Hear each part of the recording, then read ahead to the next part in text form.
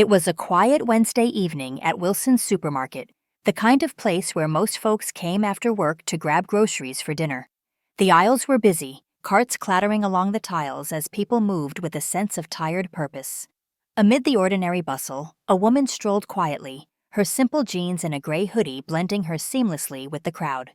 Her name was Evelyn Moore. To the world, she was a billionaire, the CEO of Moore Innovations, a company that had revolutionized clean energy. But to the people in the store, she was just another shopper looking at the produce section. She liked it that way. Evelyn wasn't wearing makeup, and her hair was tied back in a loose ponytail. Her sneakers were scuffed, and her jacket had seen better days. If anyone looked closely, they might notice her faint air of grace, but in a world where appearances often spoke louder than words, no one gave her a second glance. She picked up a carton of milk, checked the date, and placed it in her basket. Her eyes lingered on a shelf of canned soups when a loud voice interrupted her thoughts. "Hey, you! What are you doing?" She turned to see a uniformed police officer walking toward her. Behind him, a stocky manager trailed, his face flushed with a mixture of authority and annoyance. Part 2. The Accusation. The officer's voice carried across the store. Heads turned. Evelyn blinked, confused. "Excuse me?" she said politely, her calm demeanor contrasting sharply with the officer's stern tone. "We've had reports of suspicious activity," he said, his eyes scanning her from head to toe. "Emptying high-value items into your bag, huh? We don't tolerate shoplifting here." Evelyn's eyebrows furrowed. "I haven't done anything wrong. I haven't even finished shopping yet." The manager crossed his arms and glared at her. "Ma'am, we saw you on the cameras. You've been wandering the aisles for a while now, acting suspiciously." A murmur spread through the other shoppers. Some shook their heads, a few whispered to one another. Evelyn could feel their judgment like tiny needles piercing her skin. "I'm just shopping like everyone else," she said, trying to keep her voice steady. "If you check my basket, you'll see I haven't taken anything." But the officer wasn't listening. He reached for her bag. "Let's see what you're hiding." Evelyn flinched as the officer unzipped her worn canvas tote. It held a wallet, her phone, and a neatly folded grocery list. Nothing else. "See?" she said, her voice shaking just slightly. "There's nothing in there." The officer frowned, clearly not expecting this, but the manager wasn't about to back down. "She probably stashed the items somewhere. Check her pockets." Evelyn's cheeks burned as the officer's hands hovered near her. "You can't just search me without reason," she said, her voice rising. "You're making this harder on yourself," the officer snapped. "If you've got nothing to hide, prove it." She looked around, hoping someone might step in, but the crowd only stared, some even recording on their phones. Humiliation sank like a stone in her stomach. She'd worked so hard to stay grounded, to remain a person beyond her wealth and power. But in this moment, she felt like nothing, just another face in a sea of judgment. "Fine," she said, holding out her arms, her voice barely above a whisper. The officer patted down Evelyn's jacket and jeans while the crowd looked on, some whispering, others smirking. A child tugged on their mother's hand, asking loudly, "What did she do?" The mother shushed the child, her eyes fixed on the unfolding scene. Evelyn stood frozen, her hands trembling slightly, not from fear, but from the growing anger bubbling inside her. This wasn't just about her. It was about the countless people who endured judgment simply because of how they looked, how they dressed, or where they came from.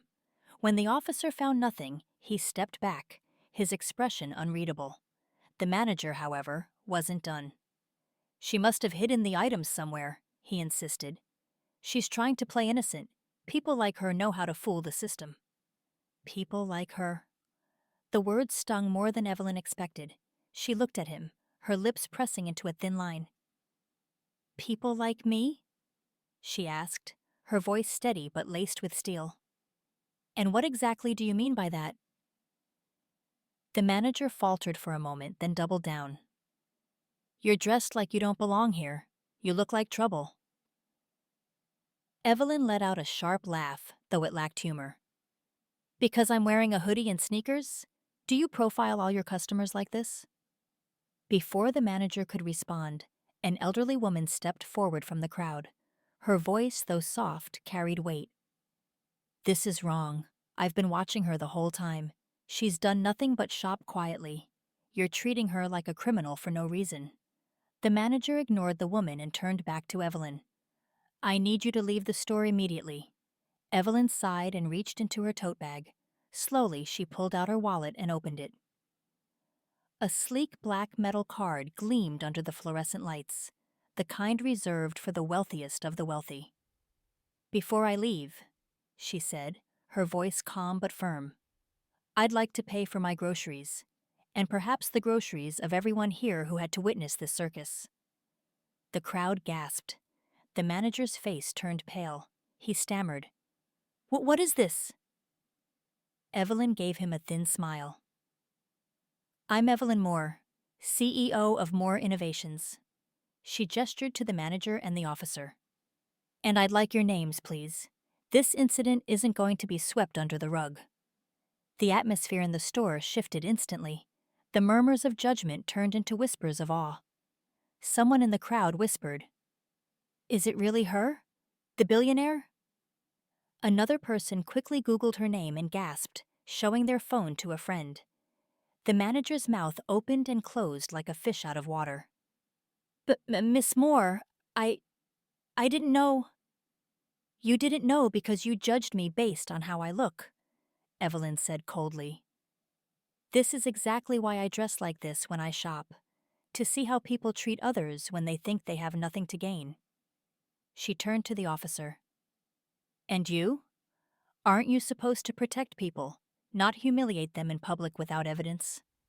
The officer looked down, his cheeks flushed. I was just doing my job. No, Evelyn said firmly. You were abusing your authority. She took a deep breath and addressed the crowd. For anyone who's ever been judged unfairly, I'm sorry you had to see this.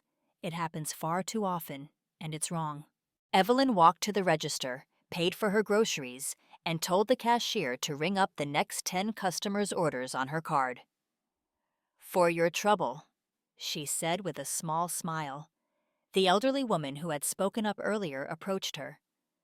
Thank you for standing up for yourself, she said, and for reminding us that kindness and fairness matter. Evelyn placed a gentle hand on the woman's shoulder. Thank you for speaking up when no one else did. You reminded me there's still hope in moments like this. As Evelyn left the store, the manager and officer trailed behind her, tripping over their apologies. She paused at the exit and turned back to them. You should both reflect on how you treated me today. Next time, it might be someone who doesn't have the resources to fight back. The incident made headlines the next day, sparking debates about profiling and power dynamics. Evelyn issued a statement, not to shame the individuals involved, but to highlight the importance of treating everyone with respect. Back at the supermarket, the manager received disciplinary action, and the officer underwent mandatory training.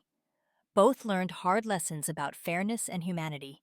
As for Evelyn, she continued her quiet grocery trips, knowing the battle for respect and equality wasn't over. But this time, she walked a little taller, carrying with her the hope that moments like this could spark change.